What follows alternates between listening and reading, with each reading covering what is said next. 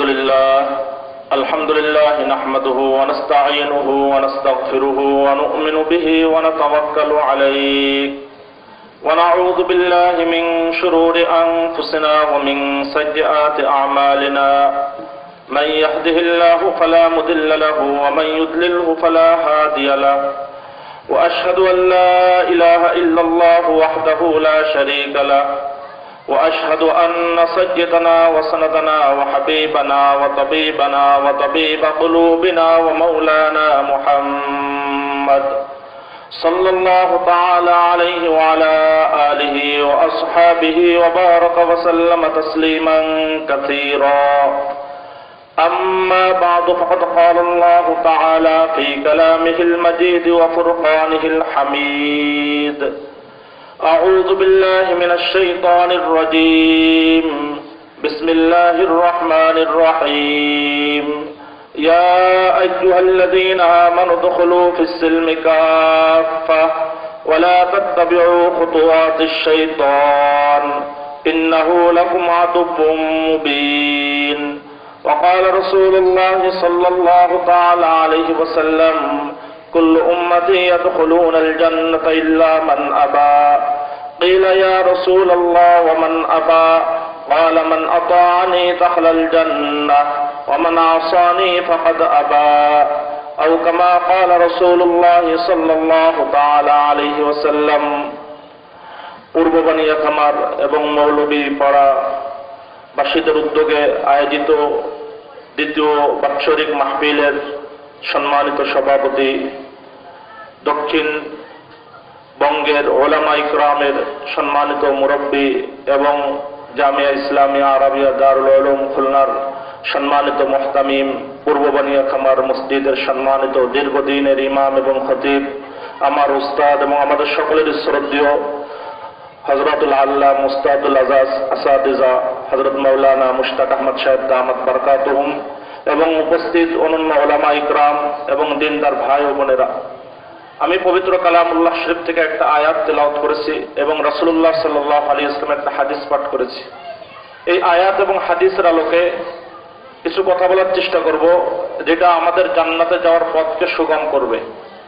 আজকে আমরা অনেকে আছি আলহামদুলিল্লাহ 5 ওয়াক্ত নামাজ পড়ি, রোজা রাখি, যাকাত দেই, হজ করি, মসজিদ করি, মাদ্রাসা করি, দাড়ি রাখতেছি, টুপি পরতেছি, পাঞ্জাবি পায়জামা সবকিছু আছে, কিন্তু আমরা এমন কিছু কাজে জড়িত, আমরা এমন কিছু কার্যক্রমের সাথে লিপ্ত হয়েছি যার কারণে আমাদের অজান্তেই আমাদের ঈমান চলে যাচ্ছে, যার কারণে আমাদের অজান্তেই আমরা জাহান্নামের পথে আগুয়ান হচ্ছি, যার কারণে আমরা আমাদের জীবনকে ধ্বংস করছি, আমাদের পরিবারকে ধ্বংস করছি, আমাদের সন্তানকে ধ্বংস করছি, আমাদের জাতিকে ধ্বংস করছি। পুরা মুসলিম উম্মাহ বিভ্রান্ত হচ্ছে এবং তারা সঠিক পথ থেকে বিপদগামী হয়ে যাচ্ছে। এমন কিছু বিষয় আল্লাহ তাআলা তৌফিক দিলে আমি আলোচনা করার চেষ্টা করব। আজকে সবথেকে আমাদের বড় সমস্যা হলো আমরা মাহফিলে আসি, এসে কিছু শুনি, এরপরে চলে যাই, কিন্তু সেটাকে জীবনে ধারণ করি না। আর এরপরে যদি ঠিক আছে একটু দু একটা গজল গাওয়া হয়, একটু গান গাওয়া হয়, একটু ঠিক আছে এটা আমাদের কাছে ভালো লাগে, কারণ আমরা সবকিছুকে এখন আনন্দ মনে করে নিয়েছি যে মাহফিল এটা একটা আনন্দের অনুষ্ঠান। কিন্তু না, বরং এখান থেকে কিছু নেওয়ার জন্য যদি আসি, এখান থেকে কিছু নিজেদের জীবনে ধারণ করতে পারি, নিজেদের ঈমানকে মজবুত করতে পারি, আমলকে মজবুত করতে পারি এবং সিরাত মুস্তাকিমের উপর চলতে পারি, তাহলে আমাদের এখানে আসা বসা, এই যে বিশাল ব্যবস্থাপনা, এই যে চেষ্টা, এই যে পরিশ্রম, এই যে কষ্ট, সবকিছু সার্থক হবে। আর যদি এটা না হয়, বরং আমরা চিন্তা করলাম, আসলাম, বসলাম, একটু গল্প গুজব করলাম, দোকানদার থেকে কিছু কিনলাম, একটু খাইলাম, চলে গেলাম, তাহলে এই সব প্রচেষ্টা ব্যর্থ। কোরআন এবং সুন্নাহর দিকে যদি আমরা তাকাই, কোরআন সুন্নাহর ভিতরে আল্লাহ তাআলা যত বিধান দিয়েছেন, সব বিধানের ভিতরে একটা মুখ্য উদ্দেশ্য আছে। এই সমস্ত বিধানের ভিতরে যদি ইসলামের দিকে তাকানো হয়, এই ইসলামের বিধানগুলির ভিতরে একটা মুখ্য উদ্দেশ্য হলো যে ইসলামে যত বিধান দেওয়া হয়েছে, ইসলামের বিধান ভিন্ন, ইহুদি খ্রিস্টানদের কৃষ্টি কালচার, তাদের আচার আচরণ, তাদের নীতি নৈতিকতা, তাদের দর্শন ভিন্ন। মুসলমানদের পথ ভিন্ন, ইহুদি খ্রিস্টান এবং মুশরিকদের পথ ভিন্ন। মুসলমান ওই পথে চলতে পারে না যেই পথে ইহুদি খ্রিস্টান চলে, মুসলমান ওই পথে চলতে পারে না যেই পথে হিন্দুরা চলে, মুসলমান ওই পথে চলতে পারে না যেই পথে বৌদ্ধরা চলে, মুসলমান ওই পথে চলতে পারে না যেই পথে শিখ জাতি চলে, মুসলমান ওই পথে চলতে পারে না যেই পথে নাস্তিকরা চলে। বরং মুসলমান চলবে এমন এক পথে যেই পথ ইহুদিদেরও নয়, যেই পথ খ্রিস্টানদেরও নয়, যেই পথ হিন্দুদেরও নয়, যেই পথ বৌদ্ধদেরও নয়, যেই পথ শিখদেরও নয়, যেই পথ নাস্তিকদেরও নয়, বরং এই পথ এমন এক পথ আল্লাহ রাব্বুল আলামিন একমাত্র মুসলিম উম্মার জন্য, মুহাম্মদুর রাসূলুল্লাহ সাল্লাল্লাহু আলাইহি ওয়াসাল্লামের উম্মতের জন্য এই পথটা দিয়েছেন। দ্বিতীয় কোনো জাতিকে আল্লাহ তাআলা এই পথ দেননি। এই এক পথেই মুসলিম জাতি চলবে। এর এদিকে যদি যায়, এদিকে যদি যায়, ডানে বামে যেদিকে তারা যাবে মুসলিম জাতি পথভ্রষ্ট হবে। আল কোরআনুল কারীম যদি আমরা লক্ষ্য করি এবং সুন্নাত দিকে যদি লক্ষ্য করি, তাহলে কোরআনে কারীমের ছত্রে ছত্রে এবং হাদিসের প্রতিটা পৃষ্ঠায় পৃষ্ঠায় আমরা এই একটা মর্ম পাই, একটা বাণী পাই যে ইহুদি খ্রিস্টানদের থেকে তোমাদের চলার পথ জন্য ভিন্ন হয়, অমুসলিমদের থেকে তোমাদের চলার পথ জন্য ভিন্ন হয়। এই কারণে আমি আল কোরআনুল কারীম থেকে যে আয়াতটা তেলাওয়াত করেছি সূরা বাকারার ভিতর আল্লাহ তাআলা এই আয়াতে একটা খুব দিক নির্দেশনাপূর্ণ বাণী আল্লাহ তাআলা ইরশাদ করেছেন, ইয়া আইয়ুহাল্লাযীনা আমানু দুখুলু ফিস-সিলমি কাফা ওয়া লা তাত্তাবিউ খুতুওয়াতিশ শাইতান ইন্নাহু লাকুম আদুউম মুবিন। এই আয়াতের আগে শানে নুজুল জানতে হবে। আল্লাহ তাআলা এই আয়াতকে কেন অবতীর্ণ করলেন, এই আয়াতের যদি শানে নুজুল, অবতরণ, প্রেক্ষাপট, আল্লাহ কেন এই আয়াতকে নাজিল করেছেন, এটা যদি আমরা জানতে পারি আর ওই অবস্থা দেখি আর আমাদের নিজের অবস্থা দেখি, তাহলে আমাদের কাছে এটা স্পষ্ট হয়ে যাবে আমরা কতটুকু ঈমানের উপর আছি, কতটুকু ইসলামের উপর আছি, আমরা কতটুকু মুসলমান আছি। এটা আমাদের চিন্তা করার বিষয়। এই আয়াতের শানে নুজুল হলো, অবতরণ প্রেক্ষাপট হলো আল্লাহ তাআলা কেন এই আয়াতকে অবতীর্ণ করলেন।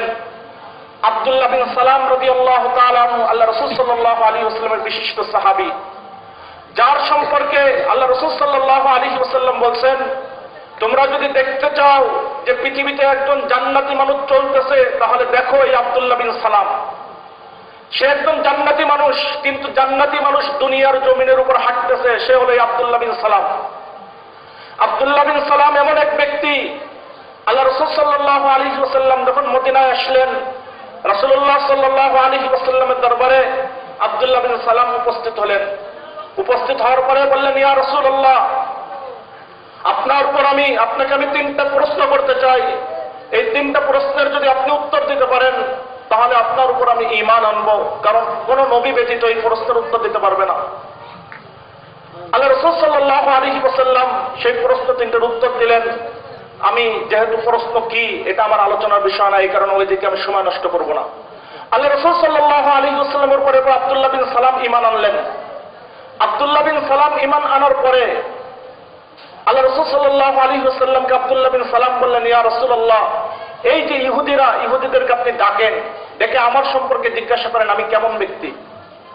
আল্লাহ রাসূল সাল্লাল্লাহু আলাইহি ওয়াসাল্লাম ইহুদিদেরকে ডাকলেন, ডাকার পরে বললেন, আব্দুল্লাহ বিন সালাম তোমাদের ভিতর কেমন ব্যক্তি? তারা বলল, হুয়া সাইয়্যিদুনা ওয়া ইবনু সাইয়্যিদিনা ওয়া হিবরুনা ওয়া ইবনু হিবরিনা। আব্দুল্লাহ বিন সালাম আমাদের ভিতরে সবথেকে বড় নেতা, আর তার পিতাও ছিল আমাদের ভিতরে সবথেকে বড় নেতা। সে আমাদের ভিতরে সবথেকে বড় পণ্ডিত, সবথেকে বড় আলেম, আর তার পিতাও ছিল আমাদের ভিতরে সবথেকে বড় আলেম।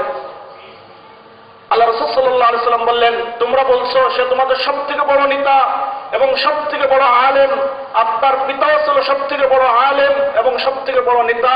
সে যদি ঈমান আনে, সে যদি আমার উপর বিশ্বাস স্থাপন করে এবং ইসলাম গ্রহণ করে, তাহলে তোমরা কি তা করবে? তারা বললে, এটা কখনো সম্ভব না যে আব্দুল্লাহ বিন সালাম ইসলাম গ্রহণ করবে। আল্লাহ রাসূল আব্দুল্লাহ বিন সালাম পিছনে লুকিয়েছিলেন, তাকে ডাক দিলেন। আব্দুল্লাহ বিন সালাম আল্লাহ রাসূল সাল্লাল্লাহু আলাইহি ওয়াসাল্লামের সামনে এসে আশহাদু আল্লা ইলাহা ইল্লাল্লাহু ওয়া আশহাদু আন্না মুহাম্মাদান আবদুহু ওয়া রাসূলুহু পড়লেন।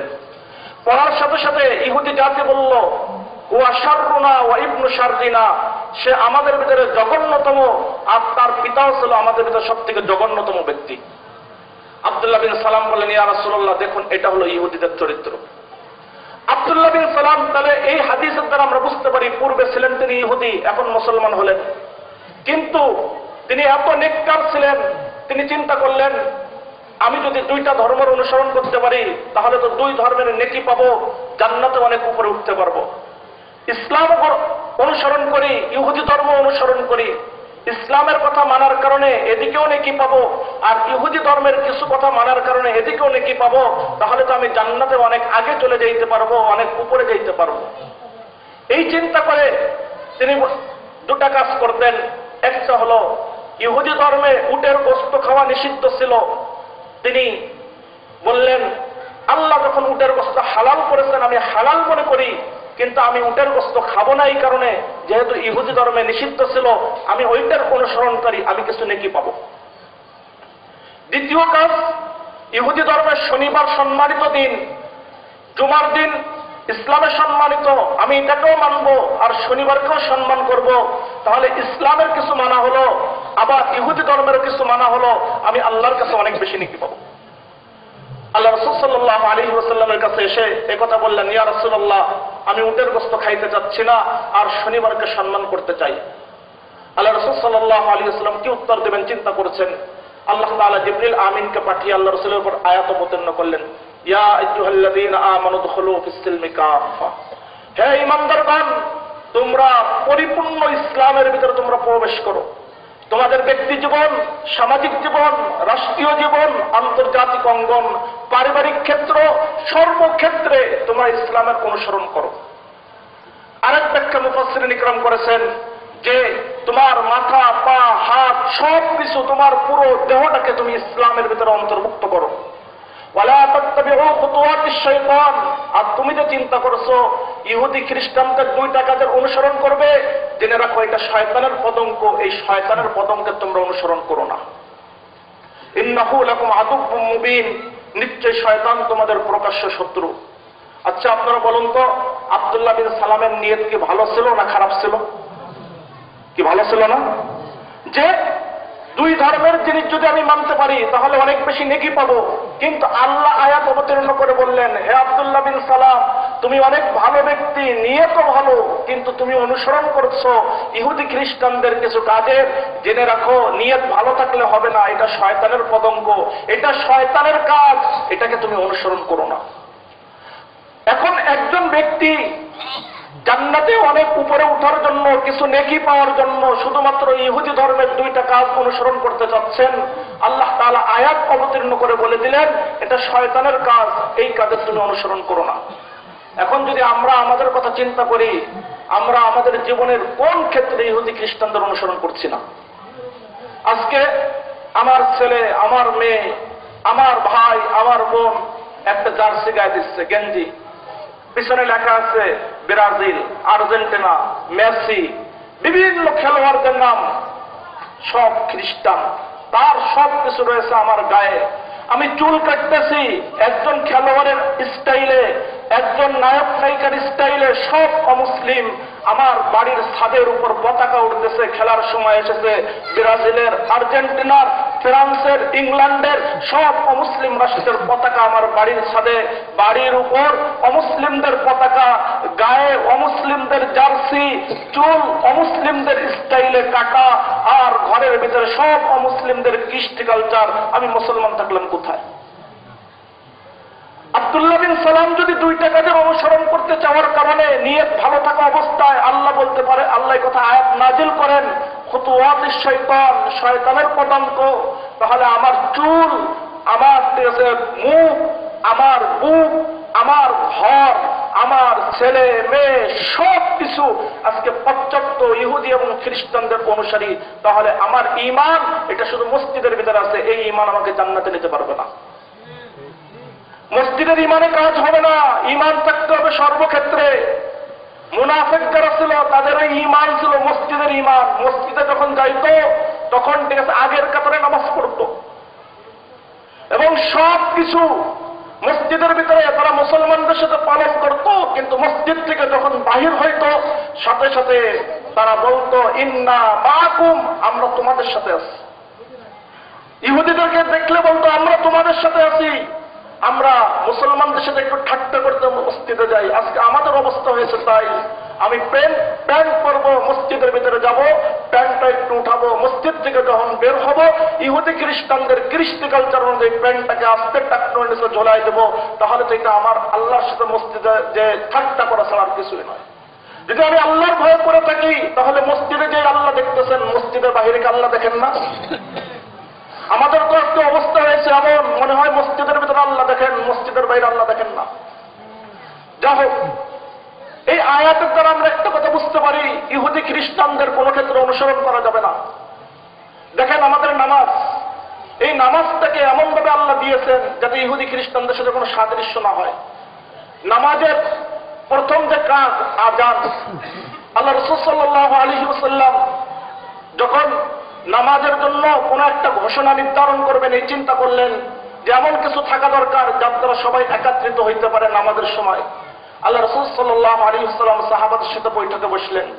কোন সাহাবা বললেন, ইয়া রাসূলুল্লাহ, যখন নামাজের সময় হয় একজন পাহাড়ের উপর যাবে, যে আগুন ধরিয়ে দিবে, তাই দ্বারা আমরা বুঝবো যে নামাজের সময় হয়েছে, আমরা সবাই একত্রিত হব।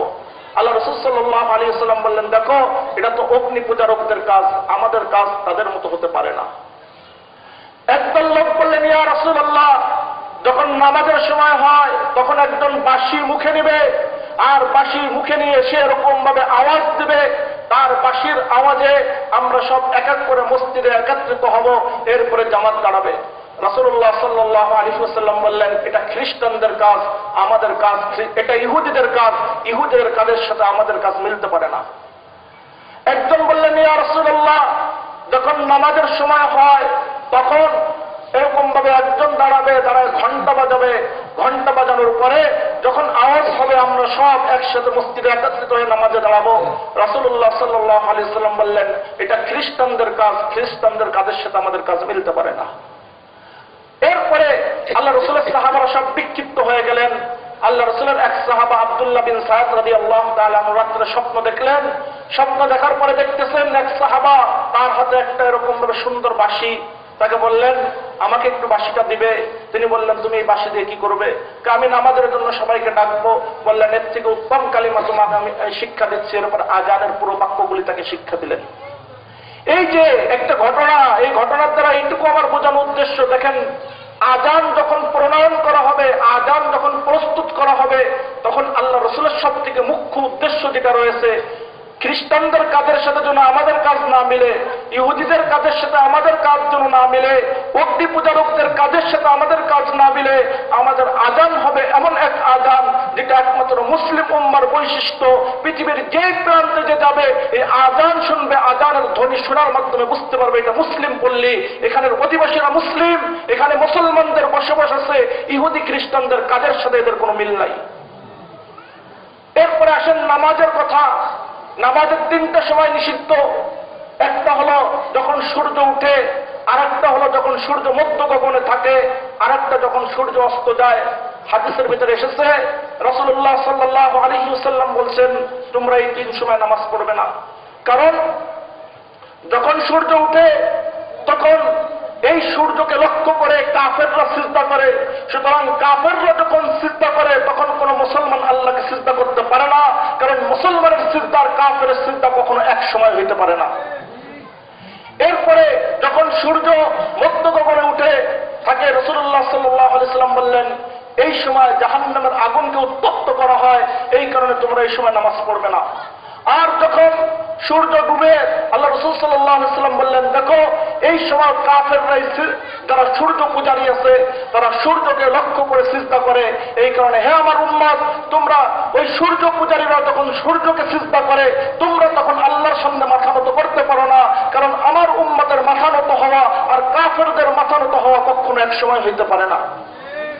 এই যে হাদিস নামাজের সময় নির্ধারণ করা, সেখানেও আমরা দেখতে পারতেছি আল্লাহ রাসূল সাল্লাল্লাহু আলাইহি ওয়াসাল্লাম কাফেররা যখন নামাজ পড়ে, কাফেররা যখন সিজদা করে, সেই সময় মুসলিম উম্মার জন্য সিজদা করাকে নিষিদ্ধ ঘোষণা করলেন। এরপরে আসুন নামাজের অবস্থার কথা। নামাজের অবস্থার কথা হযরত আব্দুল্লাহ ইবনে ওমর রাদিয়াল্লাহু তাআলা আনহু থেকে বর্ণিত একটা হাদিস এসেছে। তিনি দেখলেন এক ব্যক্তি মসজিদে নববীর ভিতরে নামাজ পড়তেছে। নামাজে যখন সে বসে আছে তখন বাম হাতের উপর এরকম টেক দিয়ে বসে আছে। তখন আব্দুল্লাহ ইবনে ওমর রাদিয়াল্লাহু তাআলা আনহু তাকে লক্ষ্য করে বললেন, তুমি এইভাবে নামাজ পড়ো না, কারণ এটা সালাতুল মাগদুবি আলাইহিম, এটা ইহুদিদের নামাজ। সুতরাং নামাজের ভিতরে কখনো বাম হাতে টেক দেবে না, কারণ যাতে করে আমাদের কাজ আর ইহুদিদের কাজের ভিতরে কোনো মিল না হয়। এক নামাজের দিকে যদি লক্ষ্য করা হয়, এই নামাজের যদি বিস্তারিত আলোচনা করা হয়, তাহলে আরো বহু দিক দেখাইতে পারবো যে নামাজের বিধান দেওয়ার ক্ষেত্রে এইটা লক্ষ্য করা হয়েছে যে ইহুদি খ্রিস্টানদের সাথে যাতে আমাদের নামাজ না মিলে। রোজা আসেন, রোজার ভিতরে আল্লাহ রাসূল সাল্লাল্লাহু আলাইহি ওয়াসাল্লাম যখন মদিনায় যান, মদিনায় যাওয়ার পরে দেখেন মদিনাবাসী একদিন রোজা রাখে, মদিনার ইহুদিরা একদিন রোজা রাখে। সেদিন ছিল আশুরার দিন, 10ই মুহররম। রাসূলুল্লাহ সাল্লাল্লাহু আলাইহি ওয়াসাল্লাম মদিনায় যাওয়ার পরে আল্লাহ রাসূল সাল্লাল্লাহু আলাইহি ওয়াসাল্লাম মুসলমানদেরকে নির্দেশ দিলেন 10ই মুহররম রোজা রাখার জন্য। রমজানের রোজা ফরজ হওয়ার আগে 10ই মুহররম আশুরার রোজা এটা ফরজ ছিল। আল্লাহ রাসূল সাল্লাল্লাহু আলাইহি ওয়াসাল্লাম ইহুদিদেরকে জিজ্ঞাসা করলেন, তোমরা এই দিন কেন রোজা রাখো? ইহুদিরা বলল, এই দিন আল্লাহ তাআলা মুসা আলাইহিস সালাতু ওয়াস সালামকে এবং বনি ইসরাইলকে ফিরাউনের কবল থেকে মুক্তি দিয়েছিলেন, তার শুকরিয়া জানানোর জন্য আমরা এই দিন রোজা রাখি। রাসূলুল্লাহ সাল্লাল্লাহু আলাইহি ওয়াসাল্লাম বললেন, নাহনু আহাক্কু বিমূসা, আমরা তো মুসার সবথেকে বেশি নিকটবর্তী, সুতরাং আমরা এই দিন রোজা রাখবো। আল্লাহ রাসূল সাল্লাল্লাহু আলাইহি ওয়াসাল্লাম এরপরে বললেন, সামনে বছর যদি আল্লাহ আমাকে হায়াতে রাখেন, আমি যদি জীবিত থাকি, তাহলে আমি হয়তো 9 তারিখ অথবা 11 তারিখ আশুরার দিনের সাথে রোজা রাখবো, কারণ আমাদের রোজা আর ইহুদিদের রোজা যাতে না মিলে। কারণ ইহুদি জাতি 10 তারিখে রোজা রাখে, আর আমরা মুসলমানরাও যদি শুধু 10 তারিখে রোজা রাখি, তাহলে আমাদের রোজা আর ইহুদিদের রোজা এক হয়ে গেল। এই কারণে আমাদের কাজ আর ইহুদিদের কাজ এক হতে পারে না। সুতরাং হে আমার উম্মত, তোমরা 9 তারিখে অথবা 11 তারিখে রোজা রাখো 10 তারিখের সাথে, যাতে ইহুদিদের সাথে তোমাদের বিরোধিতা হয়। নামাজের ক্ষেত্রে ইহুদি খ্রিস্টানদের বিরোধিতা, রোজার ক্ষেত্রে ইহুদি খ্রিস্টানদের বিরোধিতা। সালাম দিবেন আপনি, হাদিস শরীফের ভিতরে এসেছে আল্লাহ রাসূল সাল্লাল্লাহু আলাইহি ওয়াসাল্লাম বলছেন, লা তুসাল্লিমু বিল আইদি ওয়ালা বিল আকুফি, হে আমার উম্মত, যখন তোমরা সালাম দেবে তখন এরকম আঙ্গুল উঠাবে না অথবা এরকম তালুও উঠাবে না, কারণ ফাইন্না তাসলিম আল ইয়াহুদ আল ইশারাতু বিল আসাবি' ওয়া তাসলিম আন নাসারা আল ইশারাতু বিল আকুফি। জেনে রাখো, খ্রিস্টান জাতি যখন সালাম দেয় তখন তারা এরকম ভাবে পুরা তালু দিয়ে সালাম দেয়, আর ইহুদিরা যখন সালাম দেয় তখন আঙ্গুল দিয়ে সালাম দেয়। সুতরাং হে আমার উম্মত, তোমরা যখন সালাম দেবে তখন এই আঙ্গুলও উঠাবে না এবং এই হাতের তালুও উঠাবে না। দেখেন আল্লাহ রাসূল একটা বিধান দিয়েছেন, সালামের বিধান। সেখানে আল্লাহ রাসূল এটা লক্ষ্য রাখছেন যাতে ইহুদিদের সাথে আমাদের কাজ না মিলে, যাতে খ্রিস্টানদের সাথে আমাদের কাজ না মিলে। কিন্তু দুঃখজনক হলো সত্য, আজকে ইংরেজরা আমাদের দেশে প্রথা রেখে গেছে যে আজকে সম্মানিত কোনো ব্যক্তি এসেছেন, তাকে আমরা স্যালুট দেই, এরকম ভাবে পুরা হাত কপালের উপর থাকে আর পা উঠিয়ে দেই। আল্লাহ রাসূল যেটা হাদিসের ভিতরে স্পষ্টভাবে নিষিদ্ধ ঘোষণা করে গেলেন যে তোমরা সালাম দেওয়ার সময় পুরো হাত কিভাবে তুলবে না, কারণ এটা খ্রিস্টানদের সালাম।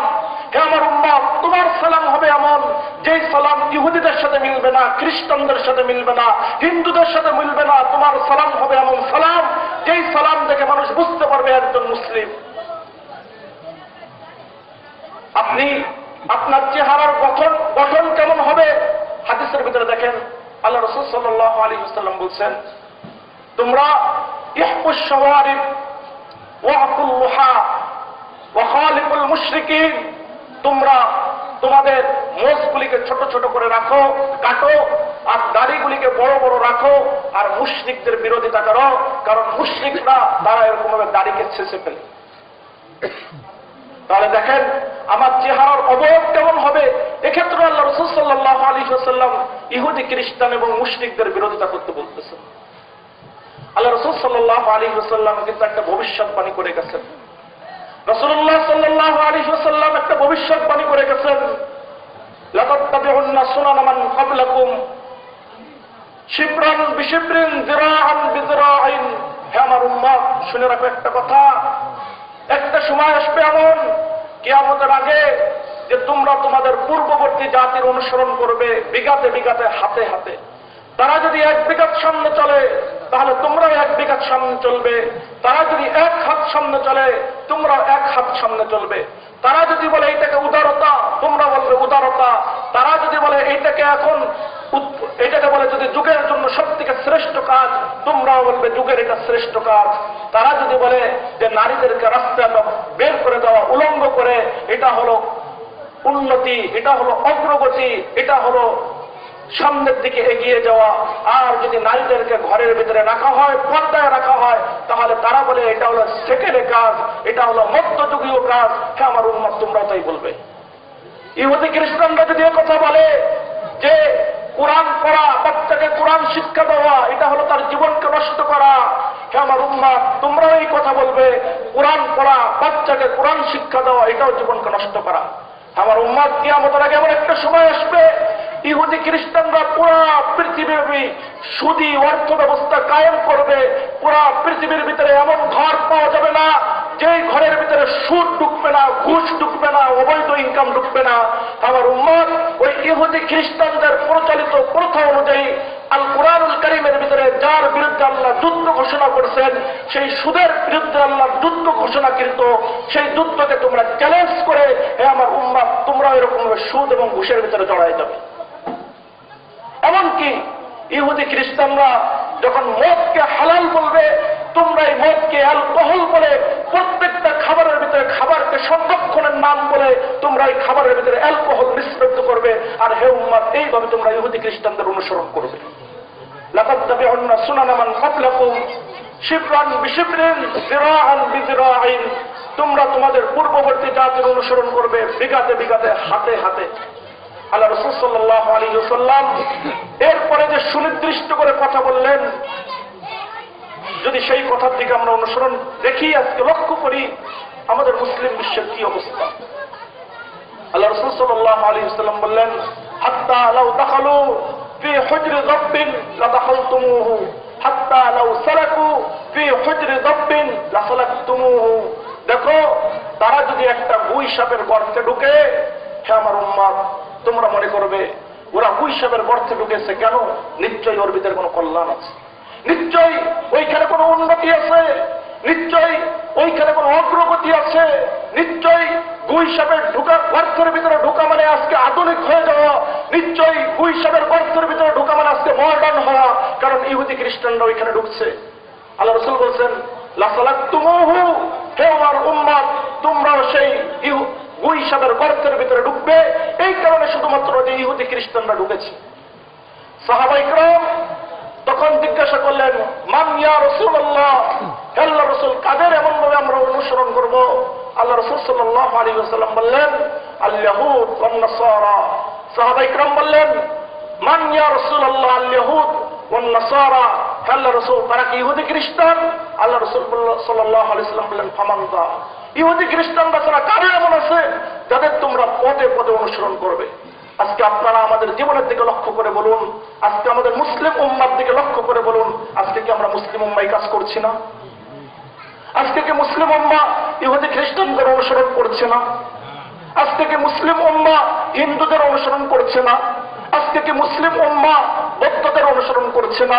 আজকে কি মুসলিম উম্মা শিখদের অনুসরণ করছে না? কিন্তু বলতে পারবেন পৃথিবীতে কোনো ইহুদি খ্রিস্টান মুসলমানদের অনুসরণ করে? বলতে পারবেন পৃথিবীতে কোনো হিন্দু মুসলমানদের অনুসরণ করে? বলতে পারবেন পৃথিবীতে কোনো শিখ বৌদ্ধ মুসলমানদের অনুসরণ করে? তাহলে কি আমরা এমন এক জাতি হয়ে গেলাম যে আমাদের কিছুই নেই, আমাদের কোরআন সুন্নাহ কিছুই নেই, আমাদের আদর্শ কিছুই নেই, আমাদের নীতি নৈতিকতা কিছুই নেই? আমরা কি সব কিছু বিসর্জন দিয়ে এমন এক জাতিতে পরিণত হয়েছি, মেরুদণ্ডহীন জাতি, যেই জাতির দাঁড়ানোর কোনো ক্ষমতা নেই?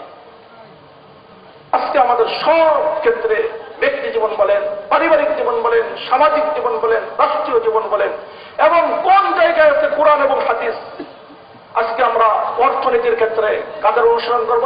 ওয়ার্ল্ড ব্যাংক, IMF, বিশ্ব ব্যাংক এবং IMF এর আমরা অনুসরণ করতেছি অর্থনীতির ক্ষেত্রে। আন্তর্জাতিক বিষয় কার অনুসরণ করব? জাতিসংঘের। রাষ্ট্রীয় আইন ব্যবস্থা কারা প্রণয়ন করবে? সংসদ। এলাকা নিয়ন্ত্রণ করবে কে? চেয়ারম্যান সাহেব, ওয়ার্ড কমিশনার সাহেব, তিনি যা মনে করেন সেই অনুযায়ী করবেন। আল্লাহর কালামটা আছে কিসের জন্য? কোরআন আছে কিসের জন্য? তো কোরআন আছে শুধুমাত্র কবরে যায় পড়ার জন্য। আজকে আমাদের অবস্থা কি তাই নয়? অথচ কি কোরআনকে আল্লাহ কবরে পড়ার জন্য অবতীর্ণ করেছিলেন, নাকি কোরআনকে অনুসরণ করার জন্য অবতীর্ণ করেছিলেন? কিন্তু আজকে আমরা মুসলিম উম্মাহ কোথায়? আজকে আমাদের কোরআন আছে শুধুমাত্র কবরে, কোরআন আছে শুধুমাত্র কেউ মরে গেলে, আর কোরআন আছে কিছু তেলাওয়াত করি, কিন্তু কোরআনের একটা বিধানের আজকে আমরা মুসলিম উম্মাহ অনুসরণ করি না। তাহলে আমরা আজকে কোরআন যে আমরা বলতেছি পূর্ণাঙ্গ জীবন ব্যবস্থা, পূর্ণাঙ্গ জীবন ব্যবস্থাকে সব কবরে যায় ঢুকছে। মরার পরে জীবন ব্যবস্থা, আর জীবন যতদিন ছিল ততদিন এই জীবন ব্যবস্থা ছিল না, ততদিন ইহুদি খ্রিস্টানদের আদর্শ ছিল। কবরে রেখে আসতেছি, তখন বলতেছি মুহাম্মদুর রাসূলুল্লাহর আদর্শের উপর রেখে যাচ্ছি, আর সারা জীবন ছিলাম ইহুদি খ্রিস্টানদের আদর্শে। তাহলে এর থেকে বড় ধোঁকাবাজি, এর থেকে বড় প্রতারণার কি হইতে পারে? সম্মানিত হাজিরিন, একটি বিষয় খুব লক্ষ্য রাখতে হবে, ইহুদি খ্রিস্টানদের অনুসরণ আমরা করছি, কিন্তু এর পরিণাম বেশি ভালো নয়, এর পরিণতি বেশি ভালো নয়। হাদিসের ভিতরে এসেছে, আব্দুল্লাহ ইবনে ওমর রাদিয়াল্লাহু তাআলা আনহু বলেন, মান তাশাব্বাহা বিকওমিন ফাহুয়া মিনহুম, যে যে জাতির সাথে সাদৃশ্য রাখবে সে তাদের অন্তর্ভুক্ত হবে। আপনি সাদৃশ্য রাখতেছেন হিন্দুদের সাথে, আপনি হিন্দুদের সাথে থাকবেন। আপনি সাদৃশ্য রাখতেছেন খ্রিস্টানদের সাথে, আপনি খ্রিস্টানদের সাথে থাকবেন। আপনি সাদৃশ্য রাখতেছেন ইহুদিদের সাথে, আপনি ইহুদিদের সাথে থাকবেন। আপনি সাদৃশ্য রাখতেছেন বৌদ্ধদের সাথে, আপনি বৌদ্ধদের সাথে থাকবেন। আপনি সাদৃশ্য রাখতেছেন শিখদের সাথে, আপনি শিখদের সাথে থাকবেন। আপনার পছন্দের দেশ হলো ইংল্যান্ড, আর আপনার সব থেকে সুন্দর কৃষ্টি কালচার হলো ব্রিটিশদের কৃষ্টি কালচার। কাল কিয়ামতের ময়দানে আপনি উঠবেন ব্রিটিশদের সাথে। আপনার সুন্দর সব থেকে পছন্দনীয় আইন হলো ফ্রান্সের আইন, আপনি কাল কিয়ামতের ময়দানে উঠবেন ফ্রান্সের একজন নাগরিক হয়ে, ফ্রান্সের একজন সদস্য হয়ে, একজন খ্রিস্টান হয়ে।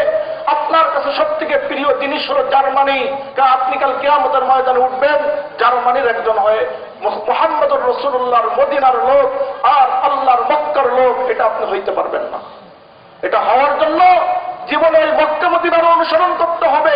যদি আমার কেবলা থেকে ফ্রান্স, আমার কেবলা থেকে লন্ডন, আমার কেবলা থেকে ওয়াশিংটন, আমার কেবলা থেকে দিল্লি, তাহলে কাল কিয়ামতের ময়দানে ওই দিল্লির লোক দিল্লির সাথে উঠবে, ওয়াশিংটনের লোক ওয়াশিংটনের সাথে উঠবে, লন্ডনের লোক লন্ডনের সাথে উঠবে, প্যারিসের লোক প্যারিসের সাথে উঠবে, বার্লিনের লোক বার্লিনের সাথে উঠবে, আর মক্কা মদিনার লোক একদিকে থাকবে, এক দল আরেক দলের সাথে মিলতে পারবে না।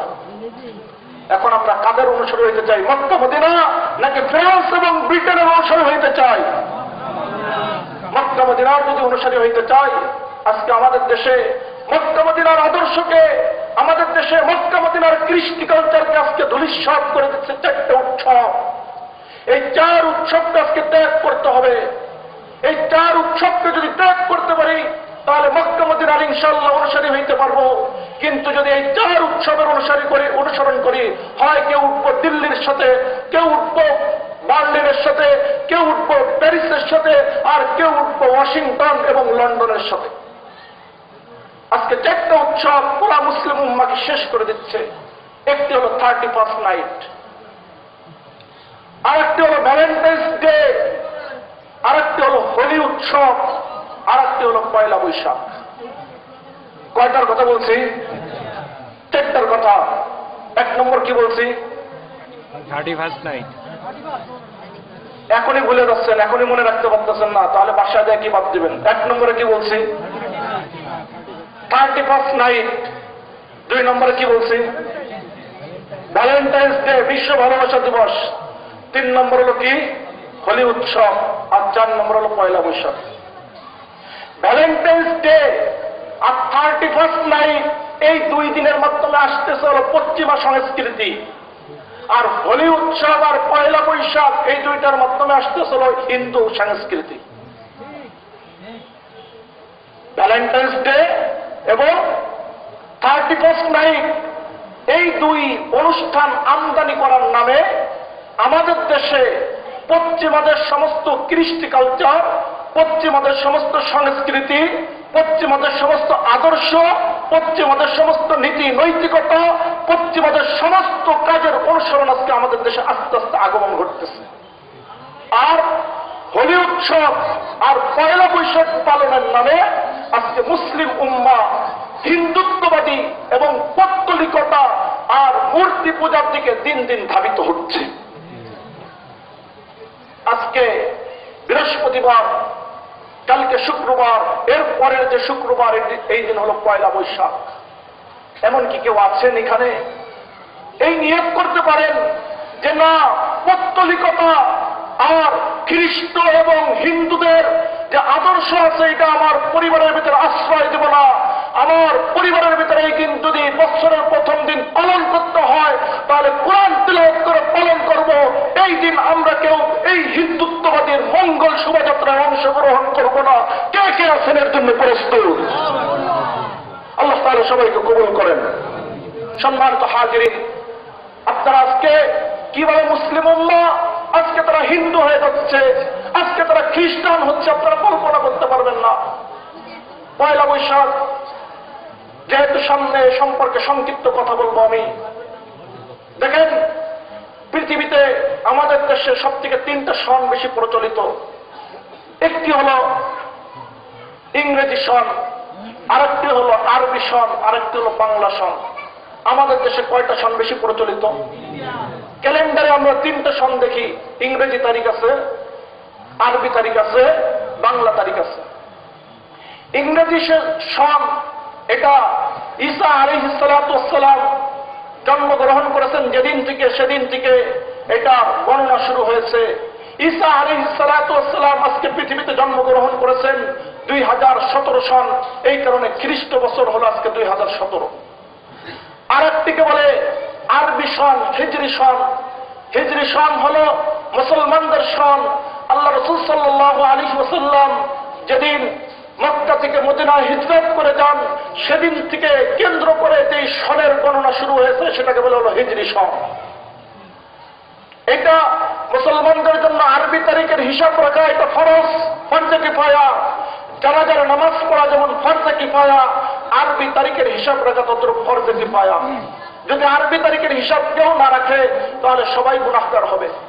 আর তৃতীয় আরেকটা তারিখ এদেশে প্রচলিত, সেটা হলো বাংলা তারিখ, যেটাকে আমাদের মাতৃভাষা বাংলা, এই বাংলার মানুষের জন্য যে তারিখটা প্রণয়ন করা হয়েছে সেটা হলো বাংলা সন। এই বাংলা সন এদেশে প্রচলন করেন সম্রাট আকবর। সম্রাট আকবর 1556 খ্রিস্টাব্দের তারিখ থেকে তিনি বাংলা সনের গণনা শুরু করেন। সম্রাট আকবর তার দরবারে একজন বিশিষ্ট সৌরবিজ্ঞানী ছিল ফতেউল্লাহ সিরাজি। ফতেউল্লাহ সিরাজিকে নির্দেশ দেন, দেখো আরবি তারিখ অনুযায়ী অথবা ইংরেজি তারিখ অনুযায়ী বাংলার মানুষের থেকে কর উসুল করা কঠিন হয়ে যায়, তাই এমন এক তারিখ প্রণয়ন করো যেটার মিল থাকবে ফসলের সাথে, যাতে করে সেই অনুযায়ী মানুষের থেকে কর উসুল করতে পারি। ফতেউল্লাহ সিরাজি এরপরে সম্রাট আকবরের নির্দেশে তিনি একটা তারিখ প্রণয়ন করেন, একটা সন গণনা শুরু করেন, যে সন হলো বাংলা তারিখ, যার সূচনাকাল ধরা হয় 1556 খ্রিস্টাব্দ। এই 1556 খ্রিস্টাব্দের থেকে বাংলা সনের গণনা শুরু হয়। এর যে প্রথম মাস, এই মাসের নাম হলো বৈশাখ। সম্রাট আকবরের তৎকালীন সময়ে এবং পরবর্তী মোগল সম্রাটদের আমলে পয়লা বৈশাখের প্রথম তারিখে হাল খাতা হইতো একটা বাংলার জমিনে। হাল খাতা মানে তখনকার যুগে প্রজারা যাদের সারা বছরের ট্যাক্স এবং কর বাকি আছে, এই খাজনা এবং কর নিয়ে তারা এলাকার জমিদারদের কাছে বৈশাখের প্রথম তারিখে যে খাতায় লেখায় নিয়ে আসতো আগের তারিখ পরিশোধ, এখন থেকে আবার নতুন হিসাব শুরু। আর জমিদাররা এই দিন খুশির জন্য, আনন্দের কারণে, কারণ সমস্ত তাদের প্রজারা সব কর নিয়ে আসতেছে, এই আনন্দে সবাইকে মিষ্টি পান করাইতো। সেই সময় থেকে হাল খাতার প্রচলন হয়। এরপরে আস্তে আস্তে দোকানদাররা এটা পালন করতে থাকে, যে দোকানদাররা সারা বছরে যে বাকি থাকে সেই বাকিকে বৈশাখের প্রথম তারিখে খাতাকে হাল করে, নগদ করে। হাল মানে নগদ, আগের তারিখ, আগের টাকা সব পরিশোধ, এখন থেকে নতুন হিসাব শুরু, এর নাম হলো হাল খাতা। এইভাবে এই প্রচলন চলতে থাকে। কিন্তু সর্বপ্রথম হিন্দুরা যে কাজটা করে সেটা হল 1917 খ্রিস্টাব্দে প্রথম বিশ্বযুদ্ধ যখন হয় তখন ব্রিটিশদের বিজয় কামনা করে এই পয়লা বৈশাখের প্রথম তারা একটা পূজার আয়োজন করে। পূজার মাধ্যমে তারা ব্রিটিশদের বিজয় কামনা করে তাদের যে সমস্ত দেবতা আছে তাদের দেব দেবীদের কাছে তারা আশীর্বাদ কামনা করে এবং পয়লা বৈশাখকে একটা পূজার দিনে পরিণত করে। এরপরে 1938 খ্রিস্টাব্দে যখন দ্বিতীয় বিশ্বযুদ্ধ হয় সেই দ্বিতীয় বিশ্বযুদ্ধের সময়ও হিন্দুরা এই উপমহাদেশে ব্রিটিশদের বিজয় কামনা করে দ্বিতীয় বিশ্বযুদ্ধে যাতে ব্রিটিশরা জিততে পারে, তারা যাতে জার্মানি এবং জাপানের বিরুদ্ধে জয় লাভ করতে পারে, এই উদ্দেশ্যে এই পুরা উপমহাদেশে হিন্দুরা 1938 খ্রিস্টাব্দের পয়লা বৈশাখ ঘটাও করে খুব উৎসবের সাথে পূজা আয়োজন করে ব্রিটিশদের নজর করার জন্য যে আমরা তোমাদের বিজয় কামনা করে একটা পূজার আয়োজন করতেছি। এরপর থেকে হিন্দু জাতি তারা বৈশাখের প্রথম দিনকে একটা তারা মনে করতেছে একটা শুভ দিন, একটা কল্যাণকর দিন। এই কারণে আপনি যদি বৈশাখের প্রথম দিন কলকাতার কালীঘাট মন্দিরে যান সেখানে দেখতে পারবেন যে সমস্ত ব্যবসায়ীরা বৈশাখের প্রথম দিন ওই কালীঘাট মন্দিরে গোসল করে সূর্যের দিকে তাকায় আছে কখন সূর্য উঠবে, আর সেই সময় থেকে তারা তাদের হাল কাটা শুরু করবে। অনুরূপভাবে ঘরের মহিলারা এবং পুরুষরা সব বৈশাখের প্রথম তারিখে ওই কলকাতার কালীঘাট মন্দিরে যে সব দাঁড়ায় থাকে আজকে যদি এইখান থেকে একটু বরকত নিয়ে যেতে পারি, এখান থেকে একটু কল্যাণ নিয়ে যেতে পারি, এখান থেকে একটু আশীর্বাদ নিয়ে যেতে পারি, সারা বছর ভালো কাটবে। এইভাবে কলকাতার কালীঘাট মন্দিরে সমস্ত হিন্দুদের পদচরণায় মুখরিত হয়ে ওঠে। এরপরে 1967 খ্রিস্টাব্দে সর্বপ্রথম ছায়াঘাট নামক একটা সংগঠন যেই কাজ করে, তারা পয়লা বৈশাখের প্রথম দিন একেবারে সূর্যের দিকে তাকায় থাকে এসো এসো এসো হে বৈশাখ, এসো এসো এসো হে বৈশাখ, এই গান গাইতে থাকে আর সূর্যকে ডাকতে থাকে। বলুন তো অগ্নি পূজারীরা সূর্য পূজারীরা সূর্যকে ডাকে, আর মুসলমানও যদি এরকম ভাবে এসো এসো এসো হে বৈশাখ, এই মুসলমান আর সূর্য পূজারী দুইটার ভিতরে পার্থক্য কোন জায়গায়? সূর্য পূজারী সে সূর্যের পূজা করে আর সে সূর্যের কাছে কল্যাণ কামনা করে, আর মুসলমানের সন্তান হয়ে সেও সূর্যের কাছে বলে এসো এসো এসো হে বৈশাখ, বৈশাখের সূর্য আসো। আজকে মুসলমান শুধুমাত্র গরু খাইলে মুসলমান হয়, আর শুধুমাত্র মুসলমানি দিলে নুনু কাটলে মুসলমান হয়, তাহলে ইহুদি খ্রিস্টানরা তারাও নুনু কাটে, তারাও গরু খায়, তারাও মুসলমান। আজকে সূর্যের পূজা করবো, সূর্যের কাছে কল্যাণ চাবো, আর নিজেকে মুসলমান দাবি করো। এরপরে সব থেকে বড় দুঃখজনক যে ঘটনাটা এদেশে ঘটে সেটা হল 1986 খ্রিস্টাব্দে সর্বপ্রথম যশোরে একটি সংগঠন মঙ্গল শোভাযাত্রার নামে বাঘ, কুমির, সিংহ, হাতি, মহিষ, ঘোড়া সব বানায় পূজা করে। হিন্দুরা যেরকম ভাবে তারা উৎসব করে, তারা যেরকম ভাবে একটা যাত্রা করে, আর মুসলমানরা তখন এই নামে মঙ্গল শোভাযাত্রার নামে একটা যাত্রা শুরু করে দেয়। হিন্দুরা একদিকে করতেছে, হিন্দুরা কি যাত্রা করে আপনারা জানেন না? হিন্দুরা কি যাত্রা করে? রথযাত্রা। কি যাত্রা করে? রথযাত্রা। হ্যাঁ, রথযাত্রা। হিন্দুরা করে রথযাত্রা আর মুসলমানরা করে মঙ্গল শোভাযাত্রা। হিন্দুদের সামনে একটা থাকে এরকম ভাবে 14 হাত বিশিষ্ট একটা মূর্তি, আর মুসলমানদের সামনে একটা থাকে কুমির, একটা থাকে বাঘ। দুইটার ভিতরে পার্থক্য কোন জায়গায়? মুসলমানদের সামনে থাকে কুমির বাঘ, আর হিন্দুদের সামনে থেকে এখন যদি বলেন তো হিন্দুরা যদি এখন কুমিরের পূজা করে তাহলে কি কুমির কি মূর্তি হবে না? এখন যদি কেউ যদি মূর্তির পূজা করে, কেউ যদি এরকম বাঘের পূজা করে তাহলে কি এটা বাঘের পূজা হবে না? পূজা কাকে বলে? পূজা বলা হয় কাউকে সম্মান জানিয়ে তার সামনে মাথা নত করা, তাকে কল্যাণের মালিক মনে করা, এটার নাম হলো পূজা। আজকে মুসলমান সন্তান, আজকে মুসলমান মেয়ে, সে আজকে মনে করতেছে এই বাঘ, এই কুমির, এই সিংহ, এই বানর, এই ভূতম পেশা এ আমার কল্যাণ দিবে, তাই এর নিয়ে আমি রাস্তায় রাস্তায় ঘুরতে থাকি। তাহলে নাউযুবিল্লাহি মিন যালিক ঈমান কোথায় গেছে? ঈমান কোথায় গেল? একজন একটা মূর্তি নিয়ে ঘুরে আর এও মূর্তি নিয়ে ঘুরে, দুইটার ভিতরে কোনো পার্থক্য নাই। আজকে মুসলমান, হাদিসের ভিতরে এসেছে আল্লাহ রাসূল সাল্লাল্লাহু আলাইহি ওয়াসাল্লাম বলেছেন, কিয়ামতের আগে এমন একটা সময় আসবে যখন সকালবেলায় একজন থাকবে মুসলমান, সন্ধ্যাবেলায় হবে অমুসলিম, সন্ধ্যাবেলায় থাকবে মুসলমান, সকালবেলা হবে অমুসলিম, কিন্তু সে জানবে না কেন তার ঈমান চলে গেছে। আজকে মুসলমানের অবস্থা এই, মুসলমান সকালবেলায় সে কুরআন শরীফ নামাজ পড়ে ঘর থেকে বের হয়েছে, এরপরে ছেলেরা নিয়ে বের হয়েছে মঙ্গল শোভাযাত্রা, সন্ধ্যাবেলায় সে কাফের। সন্ধ্যাবেলায় রাতের বেলায় ঈশান নামাজ পড়ছে ভালো, সকালবেলা যে সূর্যরে ডাকতেছে আসো আসো আসো, আর সূর্যের কাছে কল্যাণ কামনা করতেছে, সে সূর্যর পূজারী হয়ে যাচ্ছে। সকালবেলায় সে বেঈমান হয়ে ঘর থেকে ঘরে আবার ফিরে আসতেছে। আল্লাহ রাসূল সাল্লাল্লাহু আলাইহি ওয়াসাল্লাম যে ভবিষ্যৎবাণী করেছেন তা আজকে অক্ষরে অক্ষরে আজকে মুসলিম জাতির ভিতরে বাস্তবায়িত হইতেছে। সম্মানিত হাজিরিন, আজকে পয়লা বৈশাখের নামে যে কাজগুলি করা হচ্ছে, সব থেকে বড় দুঃখজনক কথা হলো আজকে পয়লা বৈশাখের নামে আজকে মুসলিম উম্মাহ, আজকে মুসলিম ছেলে মেয়ে তাদের গায়ে গেঞ্জি আছে, গেঞ্জিতে কি আছে? একটা হারমোনিয়াম, একটা ঢোল, একটা তবলা, একটা বাদ্যযন্ত্র, এর ছবি আর পিছনে লেখা এসো হে বৈশাখ এসো।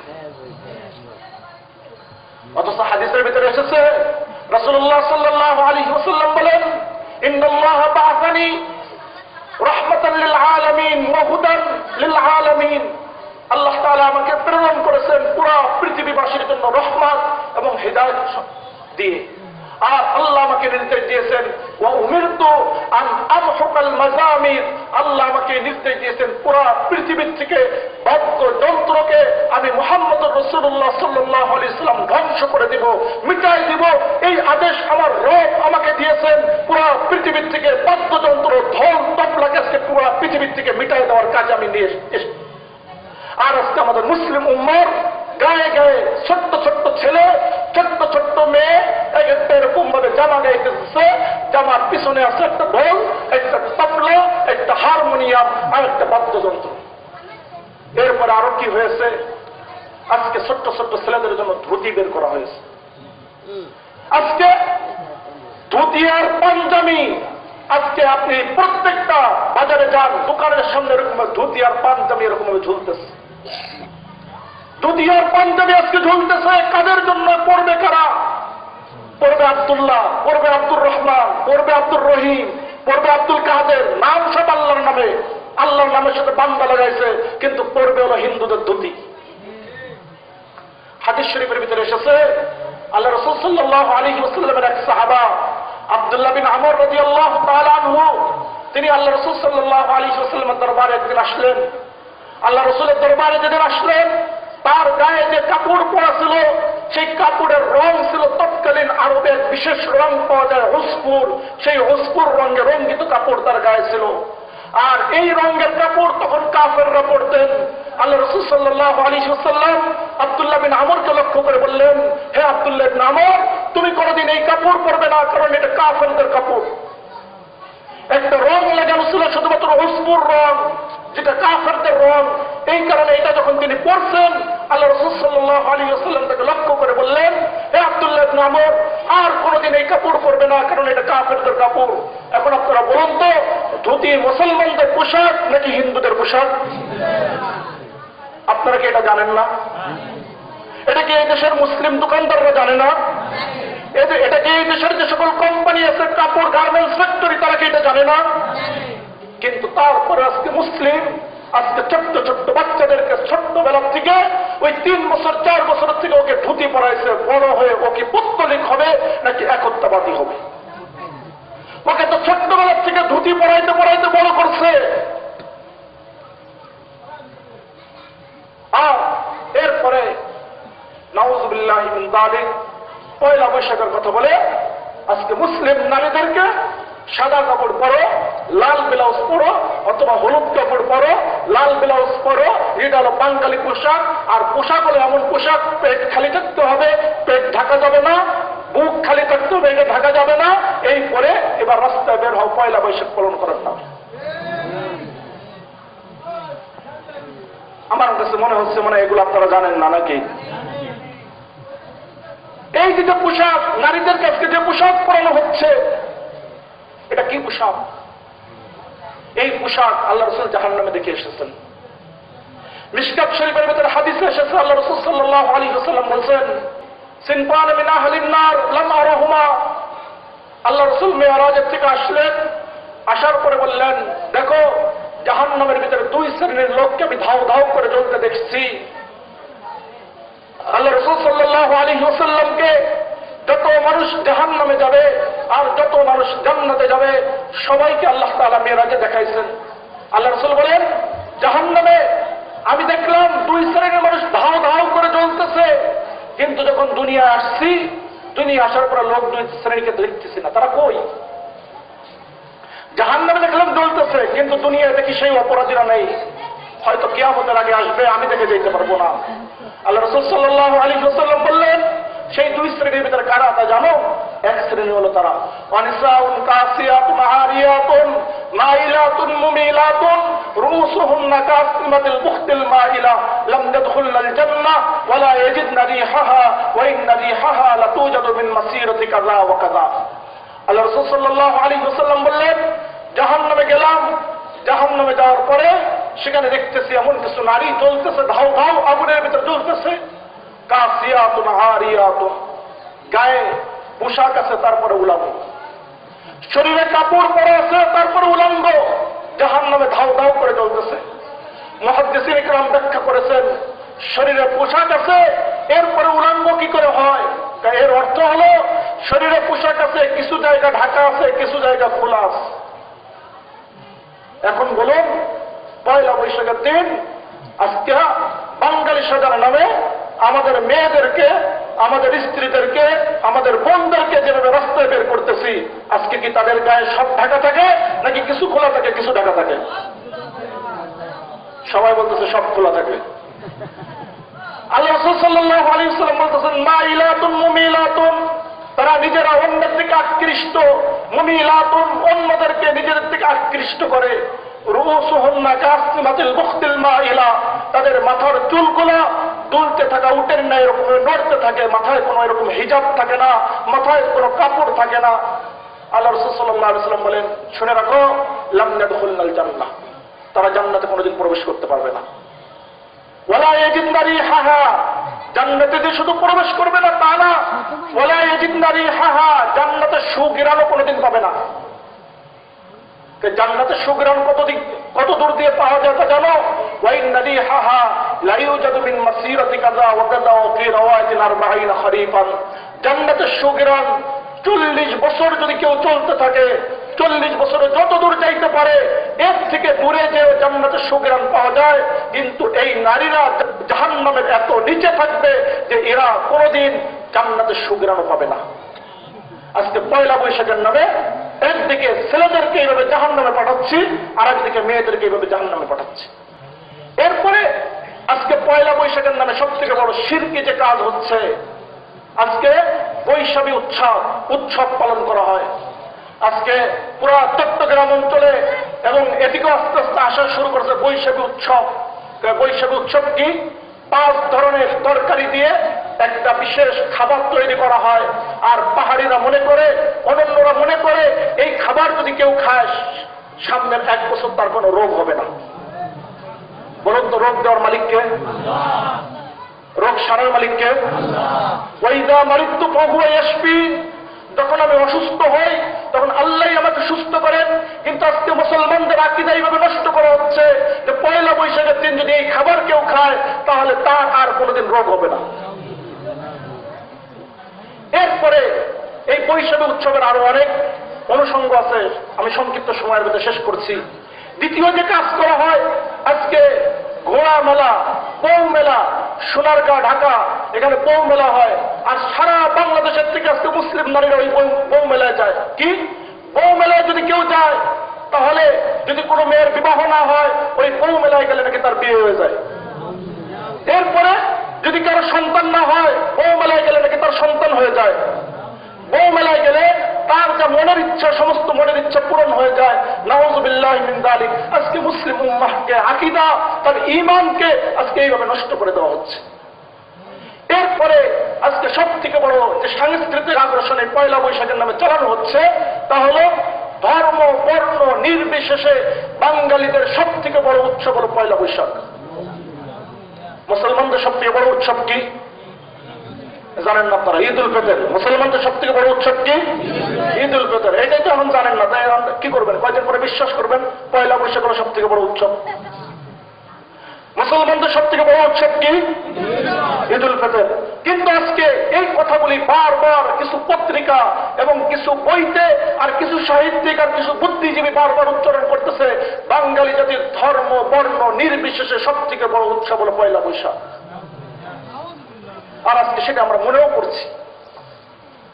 অথচ মুসলমান যখন আল্লাহ রাসূল সাল্লাল্লাহু আলাইহি ওয়াসাল্লাম হিজরত করে মদিনায় গেলেন, আল্লাহ রাসূল সাল্লাল্লাহু আলাইহি ওয়াসাল্লাম দেখলেন মদিনাবাসী তাদের উৎসবের কিছু দিন আছে। আল্লাহ রাসূল বললেন লিকুল্লি কওমিন ঈদুন ওয়া হাদা ঈদুনা।